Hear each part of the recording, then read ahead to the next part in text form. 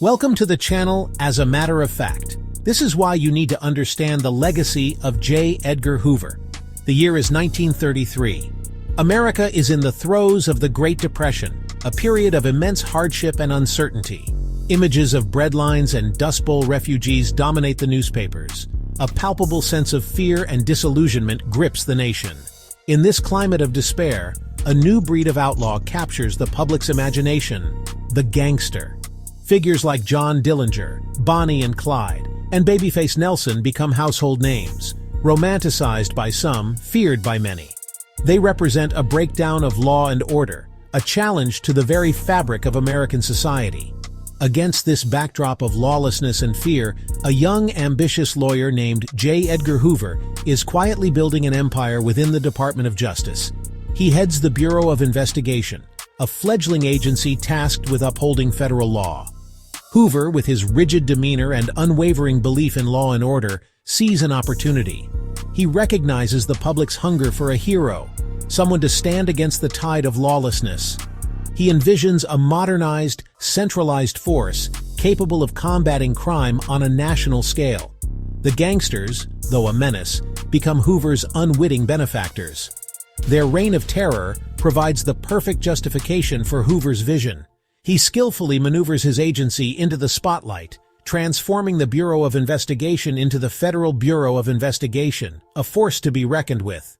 The era of the G-Man dawns, and at its helm stands Edgar Hoover, the seemingly incorruptible symbol of American justice. But power, like a double-edged sword, can cut both ways.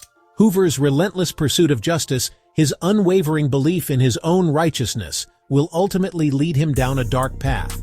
The very tools he creates to combat crime will be turned against American citizens, fueled by paranoia and an insatiable thirst for control. The legacy of Edgar Hoover is a cautionary tale, a reminder that even the noblest intentions can be twisted in the pursuit of absolute power.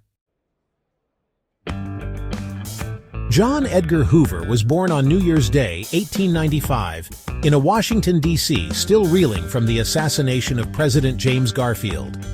Raised in the shadow of the Capitol, young Edgar imbibed a deep respect for order and authority, traits that would define his life. His upbringing was strict, his family devoutly Presbyterian. From an early age, Hoover exhibited a keen intellect and a remarkable memory, qualities that would serve him well in his future endeavors.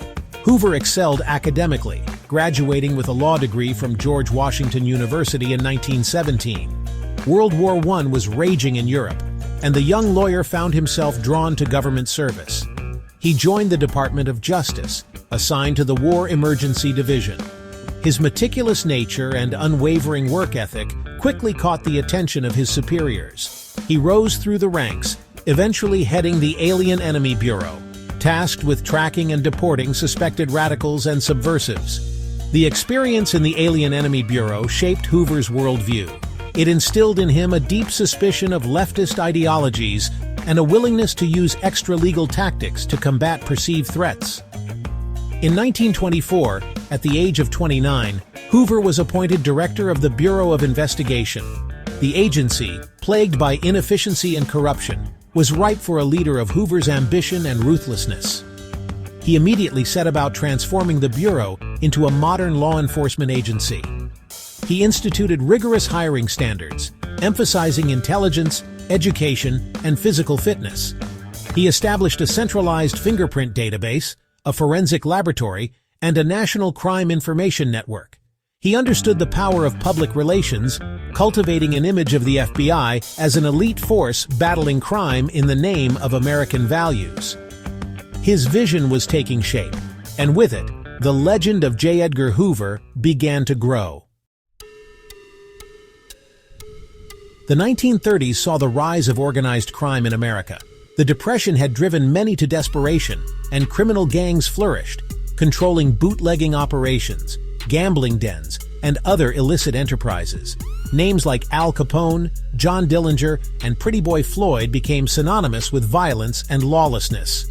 The public, already grappling with economic hardship, looked to the government for reassurance and protection. Hoover, ever the opportunist, recognized the chance to solidify the FBI's position as the nation's premier law enforcement agency. He shifted the Bureau's focus to interstate crime, taking on gangsters who had previously operated with impunity. He handpicked agents, dubbed G-men, training them in investigative techniques, firearms proficiency, and the art of public relations. The FBI's pursuit of gangsters captivated the nation. Newspapers and radio broadcasts breathlessly covered the exploits of the G-men as they tracked down criminals like John Dillinger and Babyface Nelson. The FBI's success in bringing down these notorious figures cemented Hoover's image as a fearless crime fighter, a bulwark against the forces of chaos. He became a national hero, his name synonymous with law and order. However, beneath the surface of triumph lay a darker reality. Hoover's pursuit of criminals often blurred the lines between legal and unethical. He authorized wiretaps, break-ins, and other questionable tactics, justifying them in the name of national security. The ends, he believed, justified the means. This dangerous precedent, set during the gangster era, would have far-reaching consequences in the years to come. The seeds of Hoover's paranoia and his willingness to abuse power were sown in the very battles that made him an American icon. The end of World War II brought new anxieties to America. The Soviet Union, once an ally, emerged as a global superpower. Its communist ideology diametrically opposed to American capitalism and democracy. The specter of communism haunted the American psyche, fueling a climate of fear and suspicion known as the Red Scare.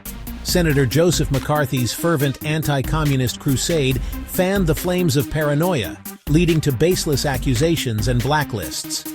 Edgar Hoover, with his deep-seated distrust of leftist ideologies, found fertile ground for his own ambitions during this period. He believed communists had infiltrated every level of American society, posing an existential threat to the nation. Under his leadership, the FBI launched a relentless campaign to root out suspected communists and their sympathizers. The FBI, under Hoover's direction, infiltrated labor unions, civil rights groups, and academic institutions, building files on suspected communists and their associates. They used wiretaps, informants, and other surveillance methods to gather information, often resorting to intimidation and blackmail to silence dissent. Hoover's crusade extended beyond suspected communists. He targeted anyone he perceived as a threat to national security, or more importantly, to his own power. Civil rights leaders, particularly those advocating for racial equality, were branded as communist sympathizers and subjected to FBI surveillance and harassment. Martin Luther King Jr., a prominent target of Hoover's scrutiny, endured years of FBI harassment, including wiretaps, death threats, and attempts to discredit him. Hoover's actions during the Red Scare represented a gross violation of civil liberties, a betrayal of the very freedoms he claimed to protect. The FBI, under his iron grip, had become a tool of repression, silencing dissent and stifling political discourse in the name of national security. Please like, share, and subscribe for more insightful content.